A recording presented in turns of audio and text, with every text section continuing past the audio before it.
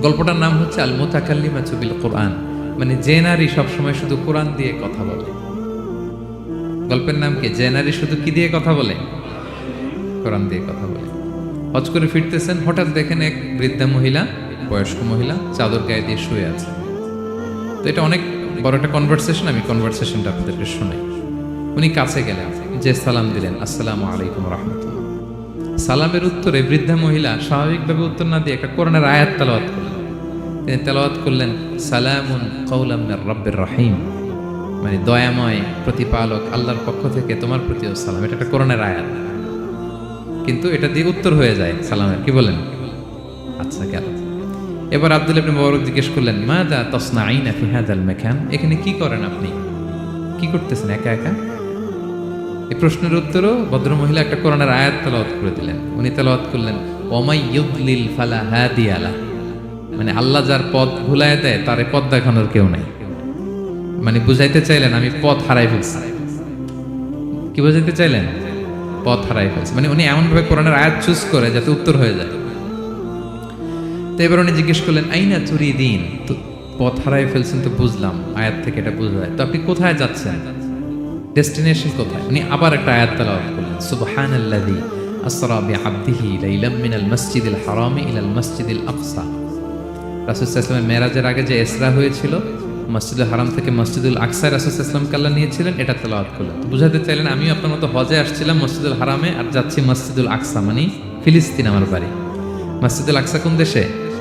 ফিলিস্তিনে। আয়াত এমনভাবে উনি পিক করেন যাতে করে উত্তর হয়ে যায়। উনি বোঝাতে চাইলেন আমিও হজ করতে এসেছিলাম, যাচ্ছি কোথায়? ফিলিস্তিন, মসজিদুল আকসা যে দেশে আছে। তো উনিও বুঝে গেলেন যে তাহলে আপনি মসজিদুল আকসায় যাচ্ছেন। এবার জিজ্ঞেস করলেন, আনতুম মুনযু কাম ফি হাযাল মাকান, তো এখানে একা একা পড়ে আছেন কয়দিন? আবার কোরআনের আয়াত, সালাসা লায়ালিন সাবিয়া, টানা 3 দিন 3 রাত এখানে আছে। এটা কোরআনের আয়াত একটা।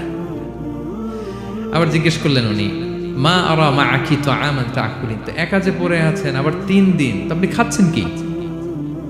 বেঁচে আছেন কিভাবে? ভদ্রমহিলা আবার একটা আয়াত তেলাওয়াত করেন। তিনি পড়লেন, হুয়া ইউতঈমুনি ওয়া ইউসকিন, ইব্রাহিম আলাইহিস সালামের কথা, যে ওই আল্লাহ তাআলাই আমারে খাওয়ায়, আল্লাহই আমাকে পান করায়। আল্লাহ তাআলা ব্যবস্থা করেছেন আমার। তো এইবার উনি অবাক হচ্ছেন, আমি এত বড় মুহাদ্দিস আব্দুল্লাহ ইবনে মুবারক ইমাম বুখারীর উস্তাদ, আমি স্বাভাবিকভাবে কথা বলি আর যাই প্রশ্ন করি একটা আয়াত তেলাওয়াত করে দেয় আর ওটা দিয়ে উত্তর হয়ে যায়। কি মহিলার সন্ধান পেলাম? তো উনি বলতেছে, ফাবি আইয়ি শাইইন তাতাওয়াদ্দাইন, 3 দিন যে এখানে আছেন মরুভূমির বালুর মধ্যে, ওযু করেন কিভাবে? উনি আবার একটা আয়াত তেলাওয়াত করলেন, ফা ইন লাম তাজিদু মাআন ফাতায়াম্মামু সাঈদান তাইয়্যিবা। আল্লাহ এই আয়াতে বলেছেন যদি তোমরা পানি না পাও পবিত্র মাটি দিয়ে তায়াম্মুম করে নিও। তো বুঝাতে চাইলেন পানি নাই তো কি হয়েছে, বালু তো আমি তায়াম্মুম করে নাও করি। আল্লাহু আকবার। এবার উনি বললেন, ইন্না মাইয়া তাআমান আলা তাকুলিন, আমার ব্যাগে তো কিছু খাবার আছে, আপনি কিছু খাবেন? আবার কোরআনের আয়াত, সুম্মা আতিম্মুস সিয়ামা ইলাল লাইল, আল্লাহ এক আয়াতে বলেছেন তোমরা রোজা ফজর থেকে শুরু করে সন্ধ্যা পর্যন্ত পূর্ণ করো। তো বুঝালেন আমি রোজা রাখছি। কি বুঝালেন? রোজা রেখেছি। এবার উনি একটু মাসালা খাটাইতে চাইলেন, ভাবলেন যে বুড়ি তুমি আমার সাথে শুধু কোরআন দিয়ে উত্তর দিচ্ছ, দাঁড়াও তোমাকে আমি আটকাইতেছি। উনি মাসালা খাটাইলেন যে ফাকুলতু লাহা লাইসা হাদা শাহরু রমাদান, তো রোজা রাখছেন মানে এটা তো রমজান মাস না, হজ করে ফিরতেছি আমরা জিলহজ মাসের শেষের দিক, কিসের রোজা? ওই মহিলা আবার একটা আয়াত তেলাওয়াত করলেন যে ওমান তাতাওয়া খায়রান ফা ইন্নাল্লাহা শাকিরুন আলিম, আমি রমজানের ফরজ রোজা তো রাখি না, এখন আমি নফল রোজা রেখেছি। আয়াতের অর্থ হচ্ছে তোমরা নফল যা করো এগুলোর প্রতিদান আল্লাহ তোমাদের বুঝিয়ে দেবে। রমজান না ঠিক আছে জিলহজ, কিন্তু আমি কি রোজা রেখেছি? নফল রোজা। এইবার উনি ধরছেন মাসালা, এবার বলতেছে উবি হালান আল ইফতার ফিস সাফার, সফরে তো রোজা ভাঙা যায়, রোজা তো ভাঙা যায়, খান একটু। এবার উনি কোরআন থেকে আবার তেলাওয়াত করলেন, ওয়া আনতা সুমু খায়রুল লাকুম ইন কুনতুম তা'লামুন, আল্লাহ যে আয়াতে বলেছেন যে সফরে রোজা ভাঙা জায়েজ আছে, ওই আয়াতের শেষে আবার আল্লাহ বলেছেন যদি রাখো সব বেশি পাবে। কেউ অসুস্থ হলে রোজা ভাঙবে, সফরে রোজা ভাঙবে। এই আয়াতের শেষে হচ্ছে ওয়া আনতা সুমু খায়রুল লাকুম ইন কুনতুম তা'লামুন, তবে রোজা যদি রাখো এটা ভালো যদি তোমরা বুঝতে। এবার উনি আর যাবে কোথায়?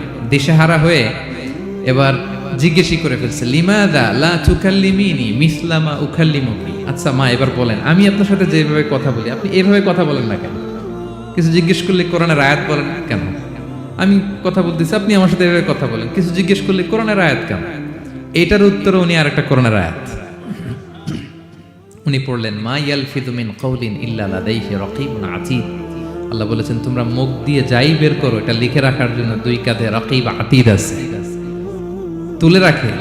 তার মানে আমি যে তোমার সাথে কথা বলতেছি প্রত্যেকটাই তো রেকর্ডেড হয়, রেজিস্টার্ড হয়।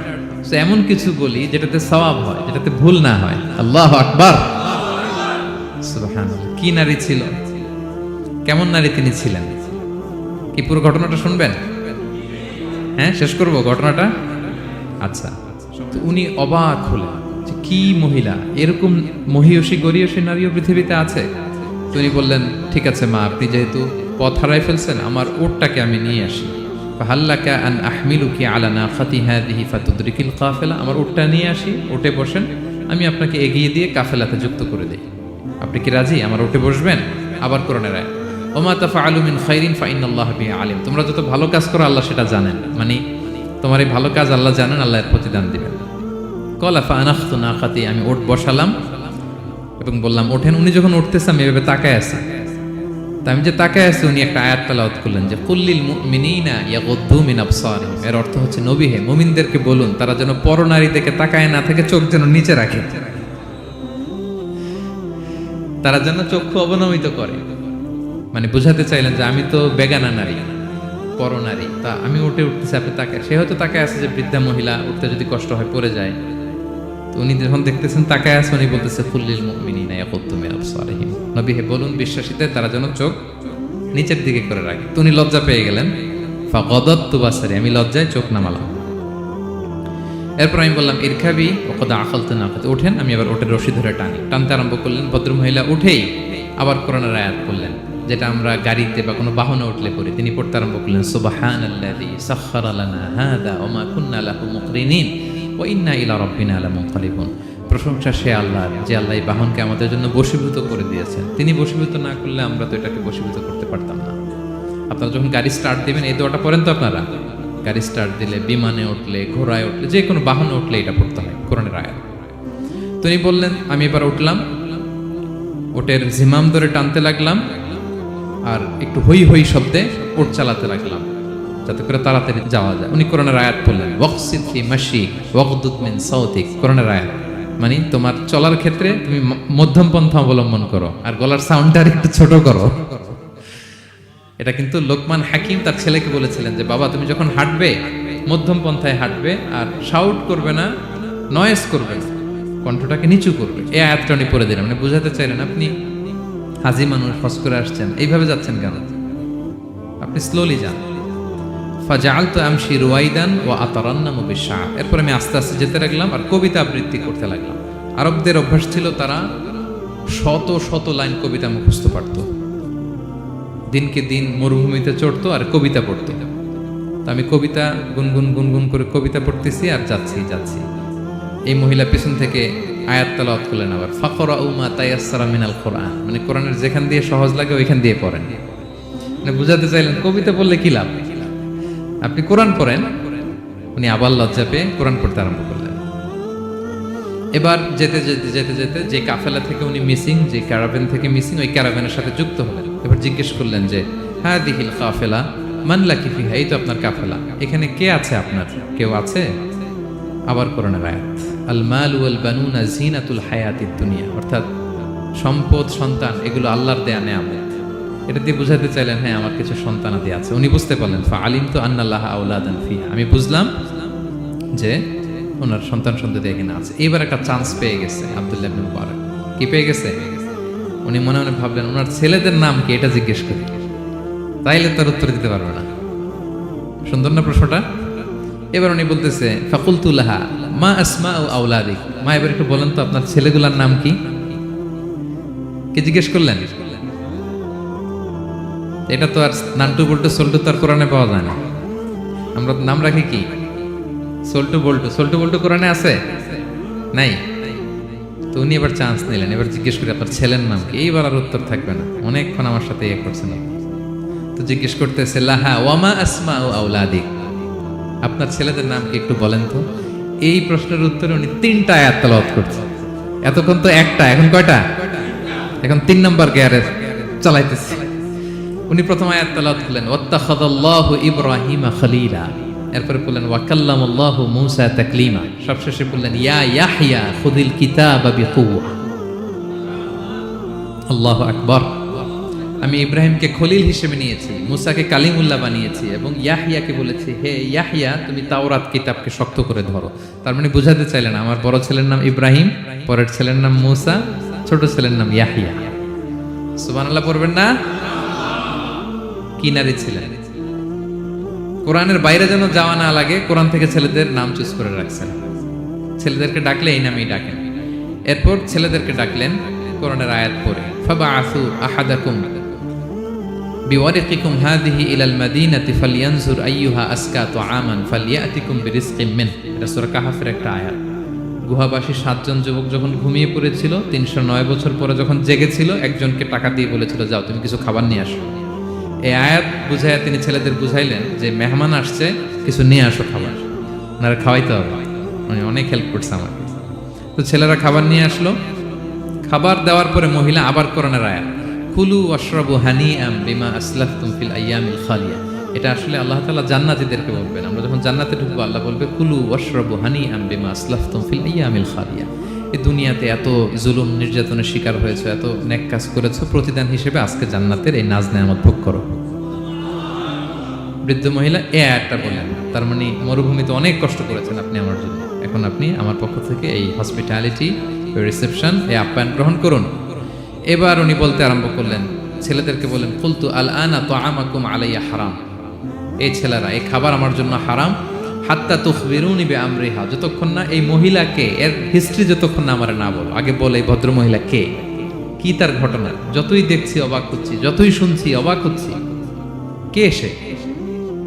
যাই বলি শুধু কোরআন দিয়ে বলে, ঘটনাটা কি? এবার ছেলেরা বলল ফাকুলু হাযিহি উম্মুনা, ইনি আমাদের মা। লাহা আরবাউনা সানা, ওনার বয়স 40 বছর। লাম তাতাকাল্লাম ইল্লা বিল কুরআন, জীবনে কোনোদিন কোরআন ছাড়া মুখ দিয়ে অন্য কোনো কথা বলে নাই। মাখাফাতা আন তাযিল্লা ফায়াসখাতা আলাইহির রহমান, এই ভয়ে যে কোন কথায় আল্লাহ আবার নারাজ হয়ে যায়, আমার কোন কথায় আবার কোন ভুল হয়ে যায়, আমার কোন কথায় আবার রহমান আমার উপর নারাজ হয়ে যায়। এজন্য আমরা আমাদের জন্মের পরে জীবনে আমার মাকে কোরআন ছাড়া কোনো কথা বলতে শুনিনি।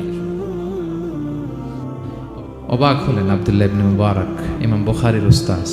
উনি খাবার হাতে নিয়ে এবার বললেন যে উনি তো অনেক আয়াত বললো, এবার আমি একটা আয়াত বলবো। খাবারটা নিয়ে উনি পড়তে আরম্ভ করলেন। ফাকুলতু, উনি বললেন, আমি বললাম যালিকা ফাদলুল্লাহি ইউতিহি মাইয়াশা, এটা আল্লাহর বিশেষ অনুগ্রহ, ফজল, এটা আল্লাহ সবাইরে দেয়, যাকে চায় তাকে দেয়। সুবহানাল্লাহ পড়ে। এটা আল্লাহর বিশেষ অনুগ্রহ, তিনি সবাইকে দান করেন না, যাকে চান তাকে দেন। তোমাদের মা অনেক মহিয়সী গরিয়সী একজন মাতা তোমরা পেয়েছো।